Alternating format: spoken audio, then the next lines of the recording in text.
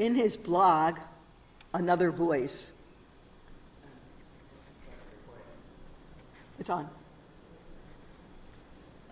Historical theologian and retired professor at the Catholic University of Leuven, or Louvain, depending upon where you put that emphasis, in Belgium, Dr. John Alonzo Dick explains that, quote, despite our contemporary scientific and technological progress, much of our official God imagery and our images of the Ascension are rather dated and still influenced by the ancient Hebrew cosmology dating from around 1200 before the Common Era, predating all of us, where the universe was viewed as a three-tiered structure, a flat, disc-shaped earth set on a foundation of pillars. Above the earth was the firmament, a dome in which the stars and the planets, the sun and the moon revolved. Heaven, the realm of God, was understood as a set of chambers just above the firmament. A special passage, like a tunnel through the clouds, led from earth up to heaven. The underworld, the realm of the dead, was located under the earth. So really, how many of us learned that the resurrected Jesus passed through the tunnel in the clouds up to heaven to sit at the right hand of God the Father? Anybody? Yeah. And maybe that still works for you, in which case it's okay. But, picture in your mind the pneumatic tube carrier at the drive-thru at the bank. This assumes someone still goes to the drive-thru at the bank. They still have them.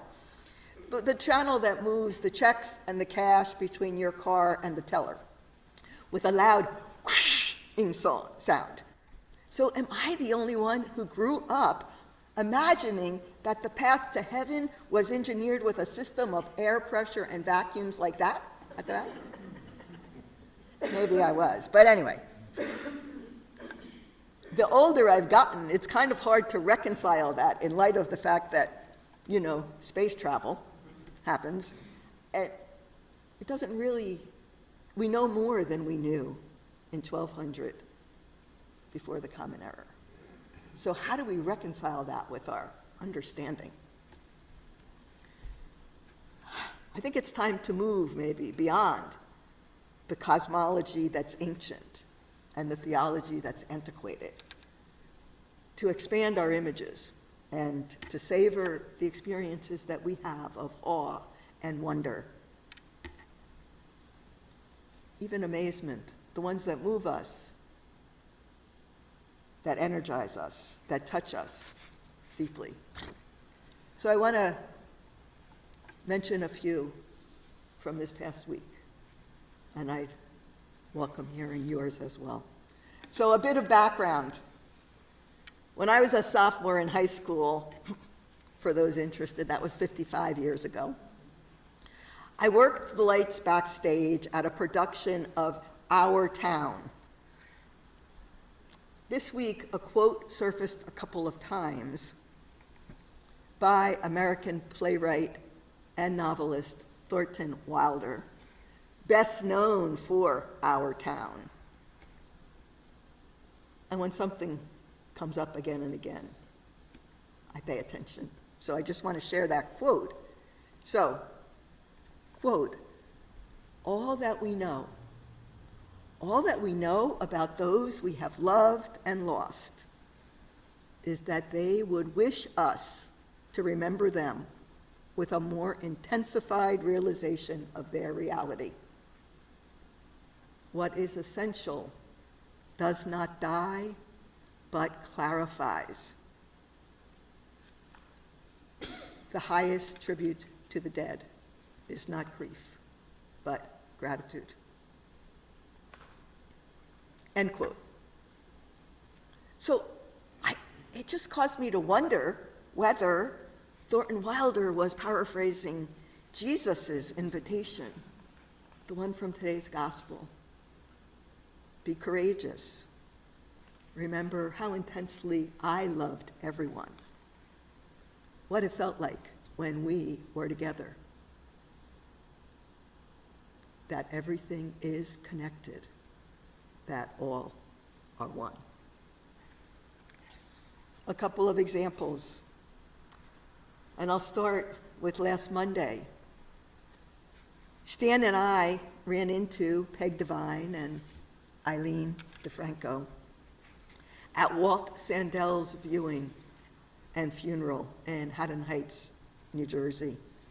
You know, and it's true that there were 5 diocesan male priests and a Jesuit on the altar, and 2 women priests sitting in the back.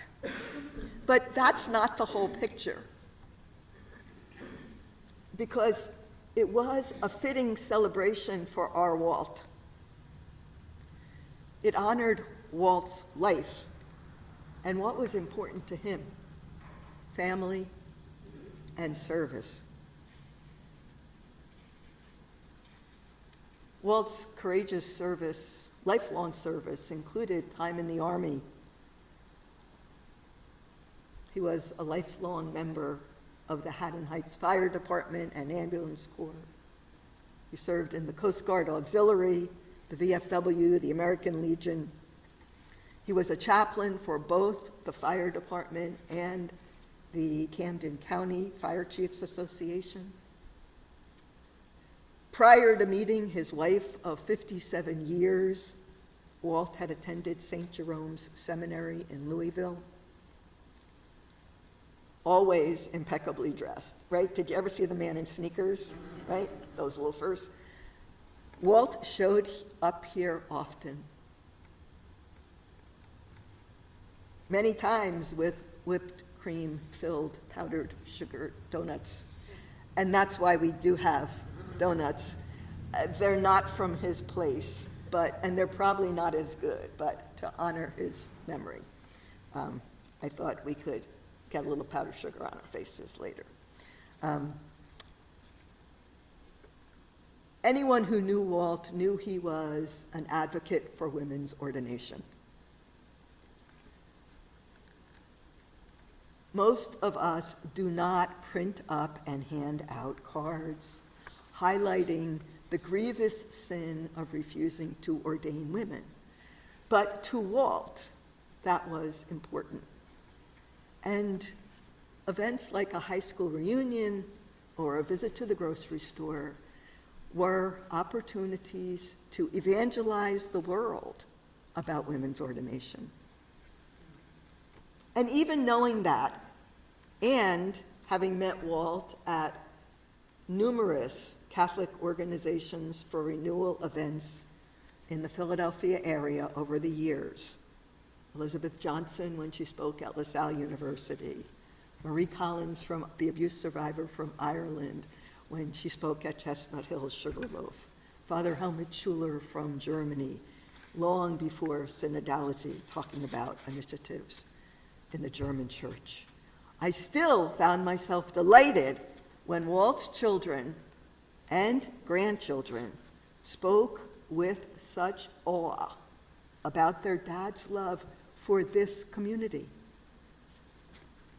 Joni, Walt's wife, actually grabbed my hand as I greeted her, and as she walked me toward the open casket, said, "Kathy, tell Walt the women priests are here. He would be so happy." I said, "He knows." But it was a bit surreal and yet positively energizing, being acknowledged as a woman priest under the roof of a Roman Catholic church building. Walt's support of women priests was referenced by his son Ed, who did the eulogy, as well as by his granddaughter Annie in the Prayers of the Faithful, which, parenthetically, also included a reference to Walt being warmly welcomed by Mary Magdalene. Rise in glory, Walt. Second example. A couple of weeks ago, Stan and I received a note and a book in the mail from Mayor Curran. The book was one that many people in this community had referenced during sharing. Theo of Golden. It's Alan Levi's first novel, a New York Times bestseller, and a love story.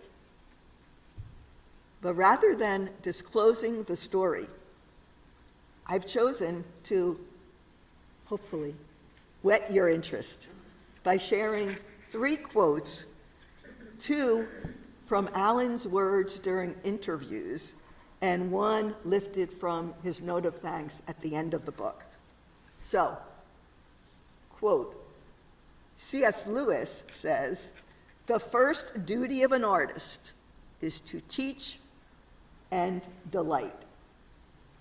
And I wanted to do the teach part subtly and delight as winsomely as I possibly could. Second quote, I want to respect the fact that not everybody in the world sees through the same lens that you and I might see through.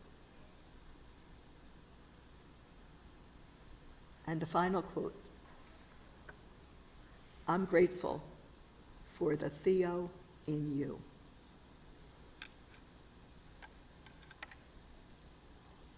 Definitely worth reading and reflecting upon Theo of Golden. Thanks, Mayor. That they may be one as we are one. And I'll wrap up today with a quote from Thomas Merton. Our job is to love others without stopping to inquire whether or not they are worthy. What we are asked to do